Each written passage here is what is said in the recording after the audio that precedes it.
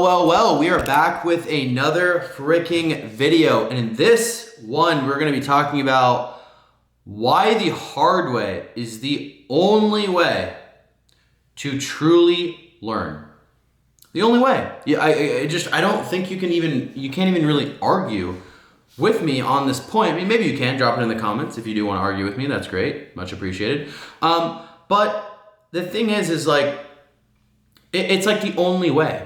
How many times have you done something and it really fucking sucked and it really stung badly, but you knew the lesson that it was teaching you when it really sucked? You already knew that that was the case. You had already heard it from somewhere. Whatever lesson or whatever piece of knowledge or whatever warning it was, but it didn't resonate. It didn't hit until you experienced it firsthand and it fucking stung. I literally think it's the only way. Why do I think it's the only way? Because the amount of things that I have done in my life, I don't learn unless it fucking stings me. I don't want to say that. I don't want to like speak that into existence.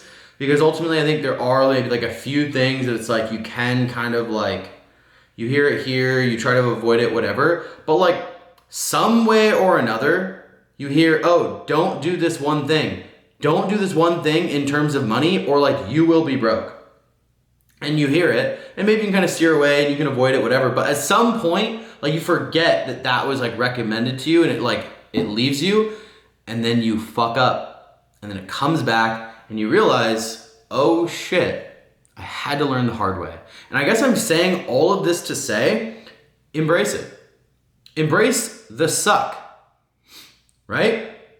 Embrace it when things are difficult or when they sting or whatever. Like it's the best reframe because you can't stop it from happening. It's gonna happen. Then once it happens, like you have nothing to do but control your reaction. So you can either whine about it and say, woe is me, why me, this sucks, how shitty, or you can just go, good, now I've learned.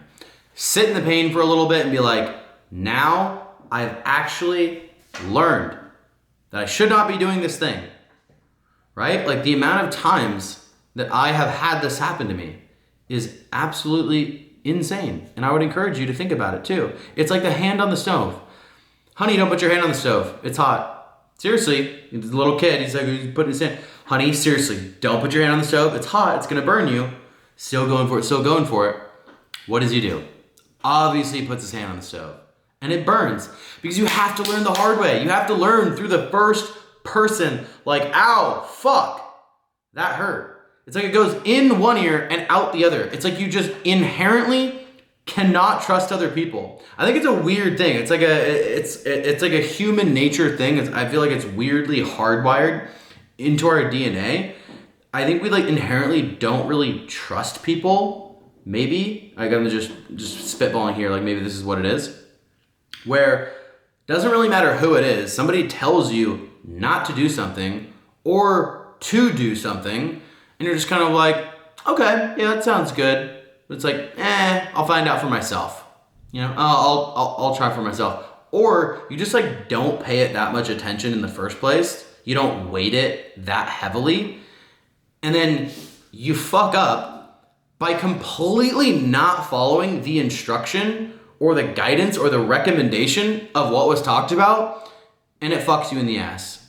And then you're like, should have just listened. Because it's like, if you were watching this video, if you're a knowledge seeker, if you've seen any of my other videos, and you've probably read enough books, you've probably listened to enough podcasts, you've probably gone on to talk to people and have deep conversations, like most of the lessons and the shit that you're probably gonna learn in your life have been talked about, or they've been read in a book, or you've heard it on a podcast, or you've heard some professional actor or some well-acclaimed, successful person say it in a speech or whatever else. And you're just kind of like, well, okay. But then it's like you just have to go through like learning it again the hard way though. through your own experience. Again, I think I've talked about this on other videos. It's like the multiple layers of understanding something, of knowledge, right? I think some people will say it's the difference between like knowledge and wisdom, right? It's like conceptually, I understand what you're saying and I can agree with you, and I've heard you and 5 other people who are really successful say this, so like I believe you, I think that it's true.